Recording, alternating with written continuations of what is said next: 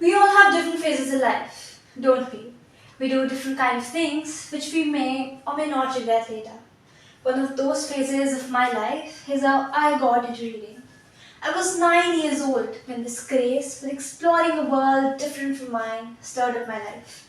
I started with Harry Potter and the Philosopher's Stone, and it was honestly the best thing that's ever happened to me. I used to read all day long, sometimes even forgetting I had a life where eating was necessary to survive. I enjoyed traveling through books so much that I've never stopped since, even till now. When I first started spending time with this newly founded interest, I deemed fiction books as just an escape from my reality. Something that didn't require much thought, and I loved it.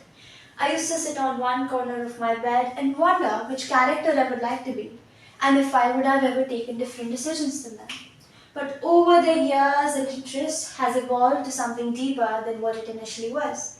What facilitated an escape from my reality has now become something I see my reality in. Gradually, the storylines of various stories have started fitting in with my own life, and the fine line between fiction and reality has started to rub off. Some parts of the characters, the plots, or the settings, or just some specific sentences of fiction stories seem to coincide with the people, the places, or the situations around me.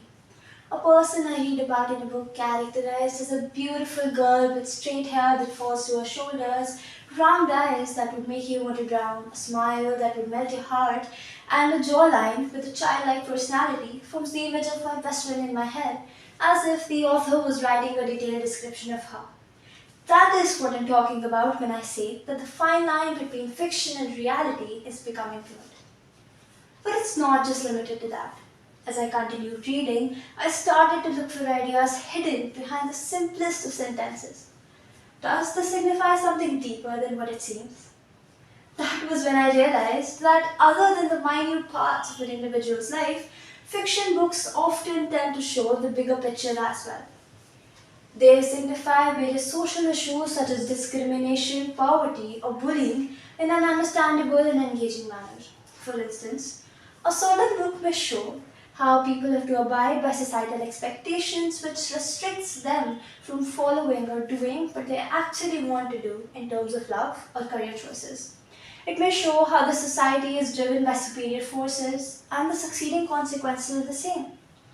Some of the books have addressed social issues in ways that got me thinking differently about them, such as 13 Reasons Why by J. Asher, Pride and Prejudice by Jane Austen, The Great Expectations by Charles Dickens. But that is mostly a coincidence. It's not every day one comes across a book that is based entirely on one societal issue, since most of the readers prefer reading for entertainment purposes rather than being reminded of their own struggles.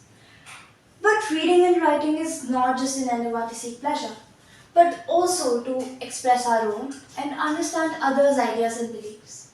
When I connected with the best-selling author Susie Orman Schnell, she told me that the first books she wrote were about societal issues that she was personally grappling with, such as re-entering work life after becoming a mother and work-life balance, and that she is able to explore certain topics through fiction, through how her characters experience those topics. That was when I realized that writing is a journey that's personalized, with an intricate detail of the author's life. The characters and the way the plot unravels itself explains a lot about the writer. They offer new perspectives and insights into what the author may have personally experienced.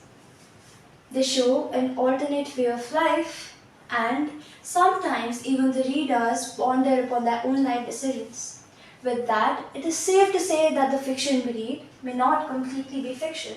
Rather, it is a combination of fiction and real life, and that can prove to be a powerful weapon when it comes to tackling issues that seem to find a common base in all of our lives. There are millions of people who read hundreds of books every day as a basic hobby. Some of the readers are so passionate about reading that they analyze every aspect of the story to understand it to the fullest. And it is common knowledge that every story has a lot to offer. We can learn a lot from each and every story. So, what if we were to weave societal issues into the perfectly structured fiction stories to create a beautifully written piece that can help to solve the problems persisting in our society? Something that makes the books much more useful while giving the readers what they desire. Formally abolishing social inequalities and other social issues is not the end of the long process of bringing change. There has to be an affirmative action succeeding it. It is never easy to change the mindset of a person, but bringing a positive change and helping people progress with the ever changing values and beliefs of the society is important. I believe that fiction books are a great way of doing exactly that. Fiction stories have characters, setting, a problem, and a solution. If we were to address social issues in fiction stories, the problem could be one societal issue, and the solution could be an alternative solution to the societal issue that we address in the story. The societal issue could be an underlying theme of the story, and that is my idea of addressing societal issues through something I love the most. On a final note, I would just like to say that as the reader turns the page, let him or her dive into a world so new. Despite being in a fiction world, let the reader learn something new. Let us introduce a brand new phase in their lives. Thank you.